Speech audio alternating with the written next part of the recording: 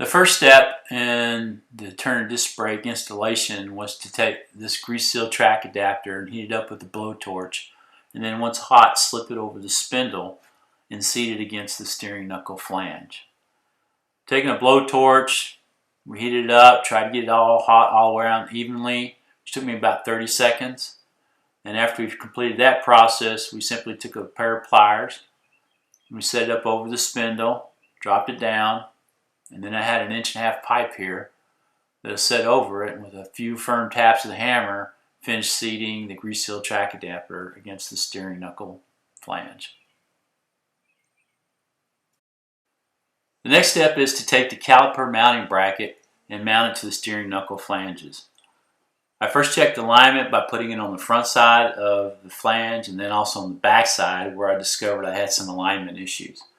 I took a 25/64" drill bit, cleaned out the holes on the steering knuckle flange, and for the passenger side mounting bracket I had to do that for a couple of those holes on the bracket itself.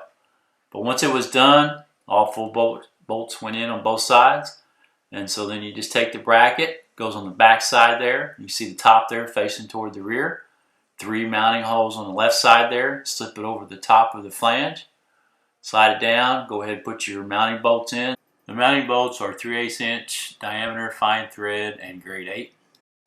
So insert all 4 of the bolts, and once you have that done, the next step that you want to do is you want to go ahead and get you some red Loctite and put red Loctite on each one of the back bolts on the back side there, and that will help once you torque down the nuts to keep the nuts secure and tight on your mounting bracket.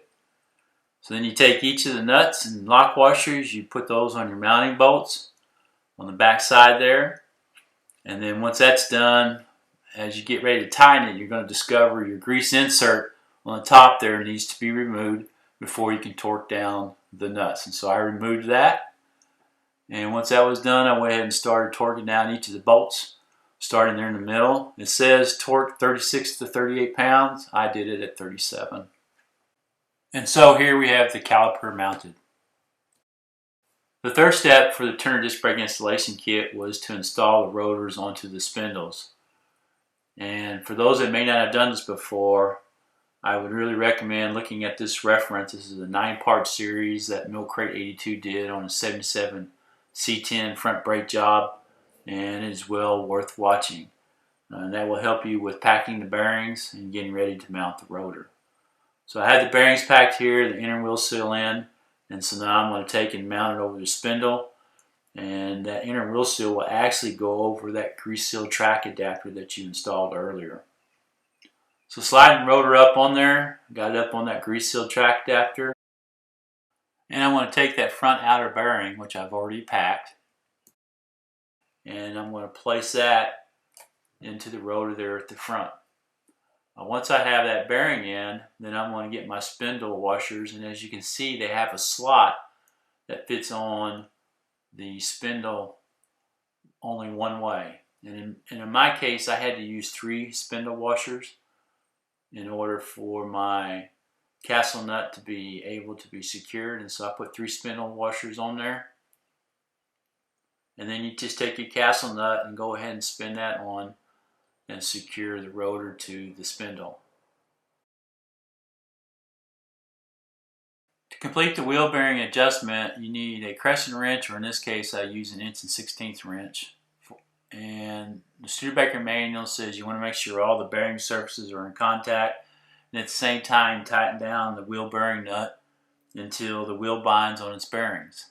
And once that's done, then you want to back the wrench off about 1/6 of a turn, or until the wheel turns freely. Make sure you line the castle nut up with the slot for the cotter pin. Go ahead and insert the cotter pin. Bend the ends of the cotter pin so that you can put the wheel cap on. And the nice thing about these wheel caps is they have these flanges that allow you to tap in the wheel cap without actually having to hit the front of the wheel cap, and it keeps it looking pretty nice. And so there you have the front rotor installed. The fourth installation step for the Turner disc brake kit is to install the disc brake calipers onto the caliper mounting bracket. The disc brake caliper has two mounting points, here and here, with a 4-inch long bolt that goes through. And those two bolts mount right here on the top of this caliper mounting bracket and here at this bottom at the caliper mounting bracket. You're going to need a 3/8 inch Allen wrench to make this happen. And so what we'll do here is just point out a couple more things. This is the bleeder valve. It always goes to the top, so make sure when you mount this it's to the top. This is where your brake line is going to be going into. In here you can see your two brake pads that come with the kit. This is that wear indicator that you'll see in the notes. There are certain brake pads out there that wherever the wear indicator is made, it won't fit this system and you have to actually ground that off or cut it off. And so we're pretty much ready just to go ahead and install this onto this caliper mounting bracket. And the process is, let's go ahead and remove the cardboard we had in there. Go ahead and take the two bolts out. And then what you want to do is you want to take and mount these where you get the brake pad on both sides. Okay. You take one of your bolts and you can run it through that mounting hole right here at the top, and it's going to actually go through the hole here in the disc brake pad on this side, and it's going to go to this other side. So that's the top mounting bolt, and then you'll do the same thing for the bottom mounting bolt. Run it through, capture that hole in the disc brake down there, and so now you have that set up. What you want to do then is screw these two bolts in and secure your disc brake caliper to your caliper mounting bracket. So we'll see if we can get these bolts started.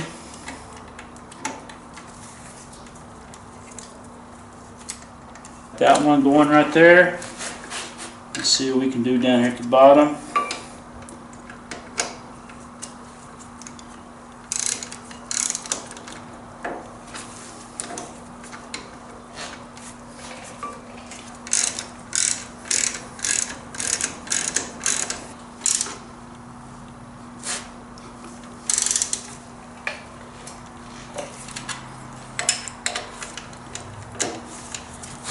You're down there good and tight.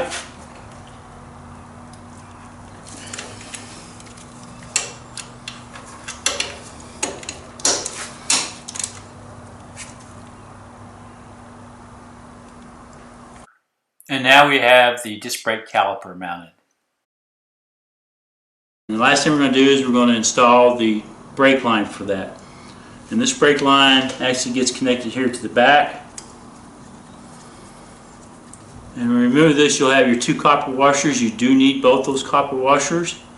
One goes between the bolt and the inlet here, and the other one goes between this inlet and the bracket itself. Install that on there. Takes a 7/16 wrench or 11mm, one of the two will work. And then you can go ahead and tighten that down.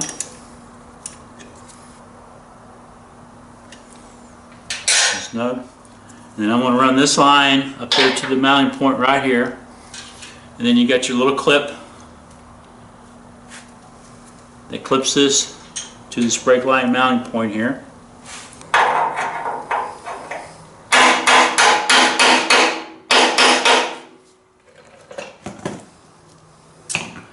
You got it secure there, so when your wheels rotate, you see this.